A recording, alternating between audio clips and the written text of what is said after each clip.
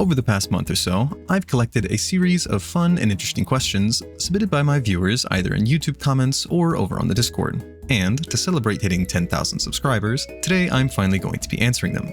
So, without further ado, let's get into the questions. Will you ever try Thief Rogue again?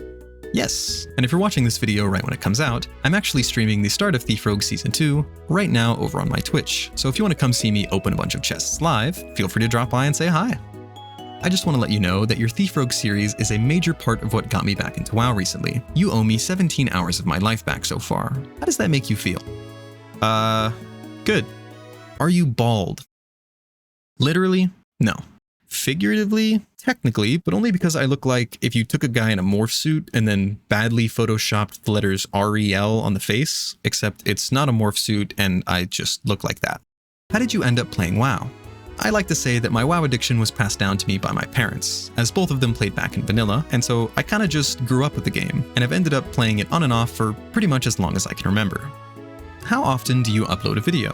Currently, it's mostly just a whenever I finish one kind of thing. Recently though, I have been trying to shoot for weekly uploads, alternating between the ones that take a little bit more editing like the Challenger and stuff, and then more casual stuff in between, and so far I have been doing decently well at matching the bi-weekly goal with the Monk series, but it's actually the casual ones that I tend to have a bit more trouble with, mainly in terms of having a consistent source of ideas, and also just trying not to fall victim to scope creep, and then making them way longer than they need to be.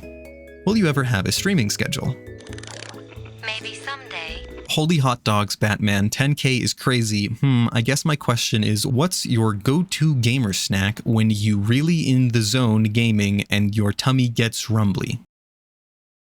Rice Krispie treats and peanut granola bars. What are your hobbies or interests outside of WoW? While I do really enjoy the outdoors, specifically exploring creeks and waterfalls, I will say that most of my time outside of WoW is still probably spent consuming media, mostly through other video games, but also the occasional movie, TV show, book, and of course, binging absolutely absurd amounts of YouTube. What happened to your petless hunter, and will we see him again? Yeah, about that. I wish I had more of a solid answer for you, but I'm not currently sure. But to give you a better idea of why, let me give you some context and tell you the story of how this challenge came to be and the challenges that I ran into once I actually started it. If you've seen either of these two videos, then you'll know that whenever I'm playing Classic WoW casually and not really doing any weird challenge stuff, I oftentimes play with some of my family members. And when we all play together, we usually tend to pick PvP realms, since that's the server type that most of them enjoy.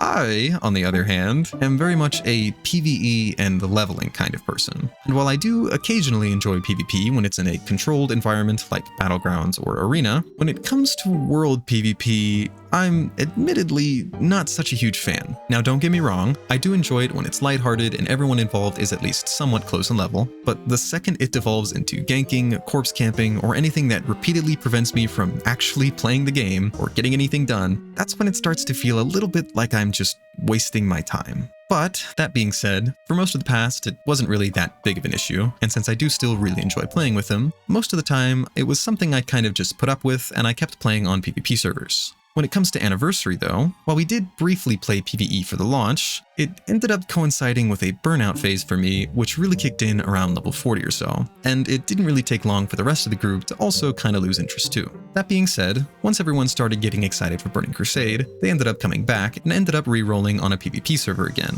which I wasn't all that excited for.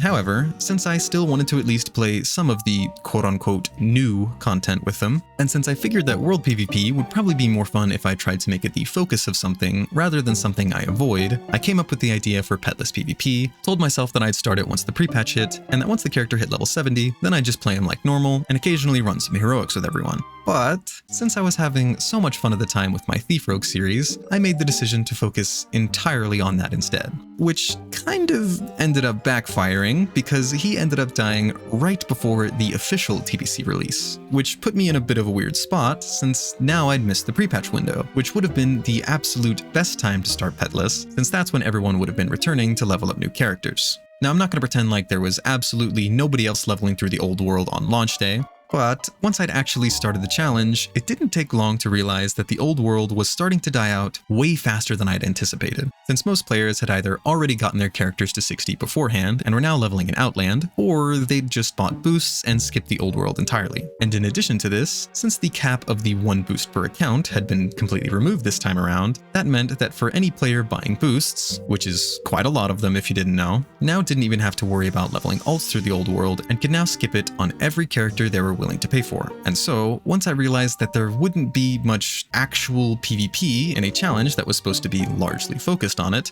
I got super discouraged that my initial plan didn't end up panning out. Especially considering that I'd jumped the gun and already released 2 videos for it just to get to the point where I would finally be able to explore some of the contested areas. That being said, I am still sitting on a good chunk of footage for Petless that could potentially be broken down into 1 or maybe 2 videos, and in that footage there is actually some world PvP in addition to another dungeon run. However, while some of that PvP could be considered honorable, the vast majority of it was either just me getting camped by multiple players or getting repeatedly ganked by 70s. And while sure, I could probably make a rule to ignore these kinds of situations, my main issue is that they're still far too frequent and irritating to the point where part of me just doesn't really feel that I can fully enjoy the challenge when I'm constantly being locked out of certain areas and sometimes even entire zones, and when I'm already missing out on a large chunk of what the challenge was originally supposed to be, which was a fun, casual way to get out of my comfort zone where I would still get punished for making stupid decisions, which I knew I'd be making a lot of since I don't really play Horde, but where I would also still have a rewarding buffer mechanic in the form of the auction house tokens that I could acquire from getting honorable kills. But,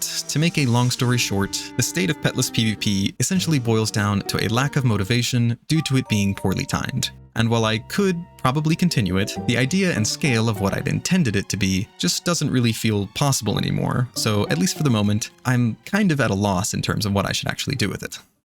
Is this a question or not? Yes. What are 2 things you definitely want to have in Classic Plus? The absolute biggest thing that I'd want to see in Classic Plus is new leveling content, either in the form of new quests or dungeons to engage with. As for the second thing, I would also really want to see some better class balance. Now, I don't think that means they need to completely shift the meta and just totally toss warriors to the curb, but I am a little tired of them being so far ahead of everyone else that that's pretty much all I see. So, while I wouldn't exactly mind the meta getting shifted around a little bit, the main thing I would want to see here in terms of class balance is at least some kind of decrease in the giant gap between the absolute best class and then everything else. How do you think Blizzard will monetize Classic Plus? Or more specifically, how do you hope they do versus how do you think they might? If I had total control over the monetization of Classic Plus, I would 100% just keep it tied to the baseline subscription, just like they've done with all the other Classic products. That being said, given the nature of the project, and given the fact that they're probably creating entirely new content for it, and not just re-releasing something that they made several years ago, I can very easily see Blizzard modeling it in the same way as a retail expansion, where in addition to paying the regular subscription fee, you also have to pay a flat, one-time fee to initially gain access to it. And I could probably see that falling anywhere within the range of $40 to $70. Now, I think $40 is a lot less likely, especially nowadays, but ultimately, I think it will come down to just how big the overall scale of the project is. If it's a huge overhaul with tons of new content, then it's almost definitely going to be 60 or 70. But on the other hand, if it's a bit more tame with mostly just quality of life and some balance changes, I could potentially see it being closer to 50. But either way, regardless of whether or not they choose to charge extra for it, I'm almost certain that they'll be including some kind of collector's edition that'll probably give you a new mount for both retail and maybe Classic Plus itself, and it'll also probably include a companion pet and a new Hearthstone effect. What are some challenges that you've never wanted to do, or that you've attempted or planned for that ended up not panning out?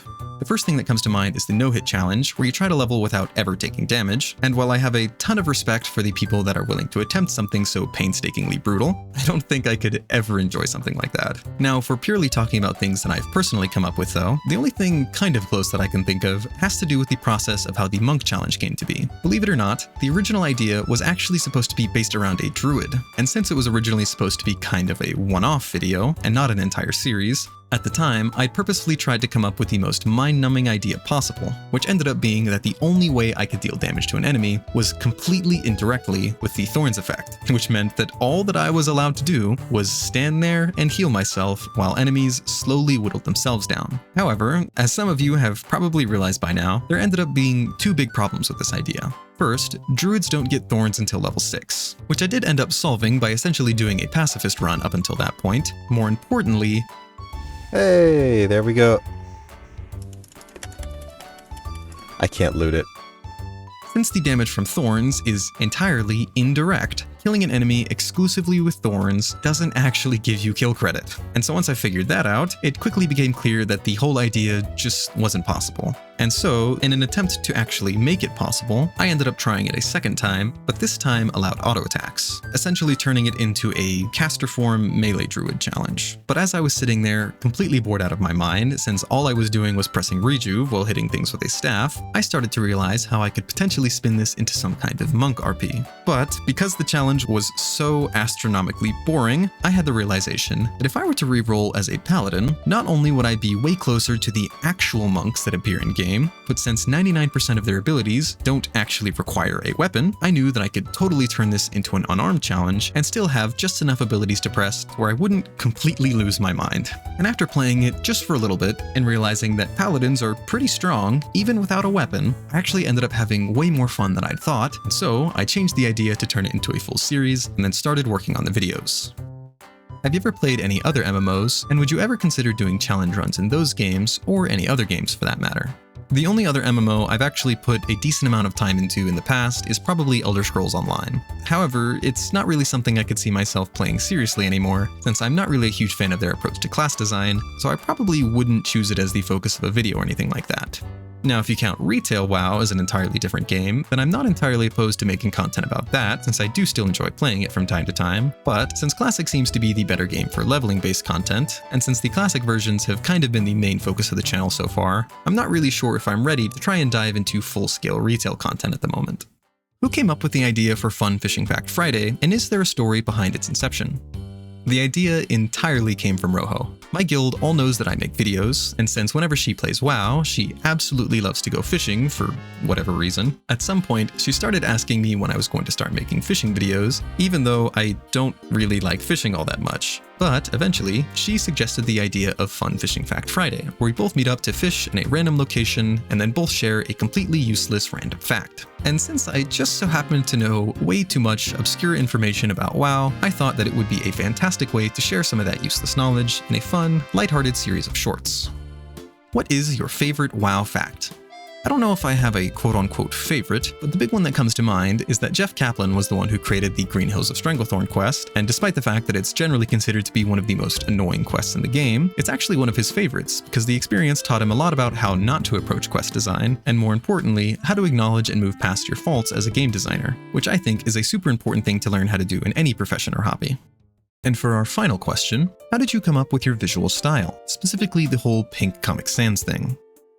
Like many people, I was first exposed to Comic Sans by the general hatred for it that was frequently expressed throughout the internet. And while at first I'd kinda just regurgitated that hatred like everyone else because I was too stupid to come up with my own opinions, over time I started to develop this weird, cringy, ironic fondness for it. It's super ugly, but it's also kind of funny. Kind of like the whole graphic design is my passion meme. And it was during that time that I remember running into a text post that I've never been able to find since, but it was basically just trying to come up with the worst possible font choice of all time. And what they came up with was to take Comic Sans, then bold it and put it in italics, and then for the color, you pick a bright, hot pink or magenta.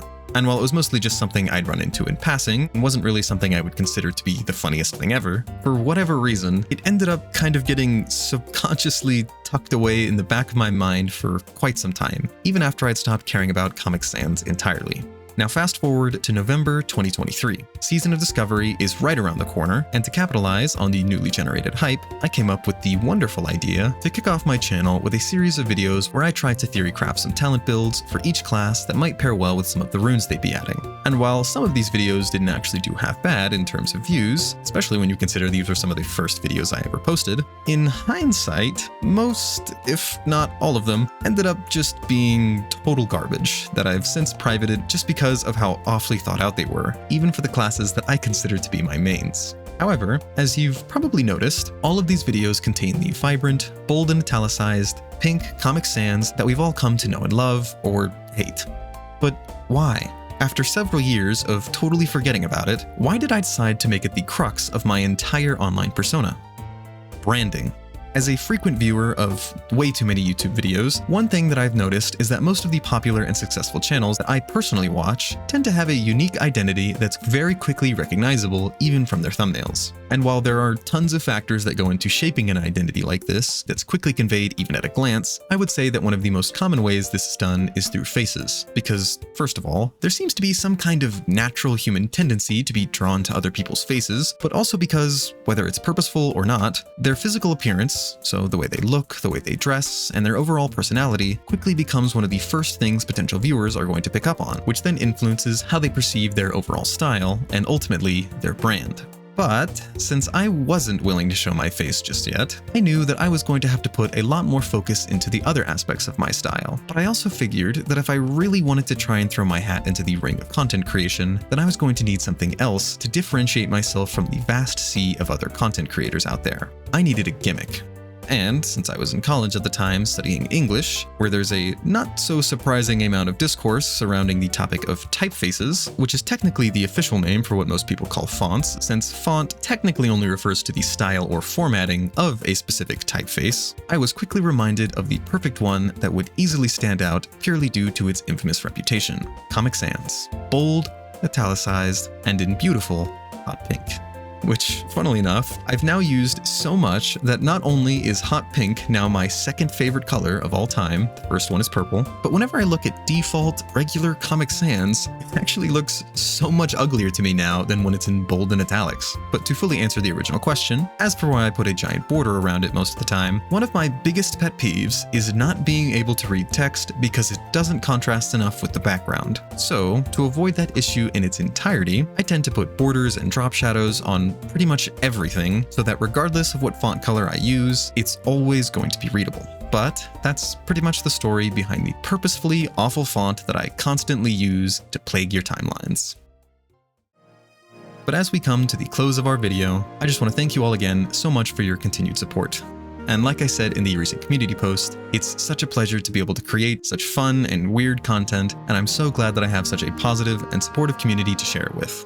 I also want to give a special thanks to my channel members, Alex Ritter 370, Andreas Chimez, and Aritel 12, but also to anyone that has ever watched, commented on, liked, or shared, or hyped, which is a system that I still don't fully understand, or that has engaged with my videos in whatever capacity, because regardless of whether or not you're subscribed, all of it is incredibly helpful and greatly appreciated. So thank you, and I hope to see you all at the next milestone.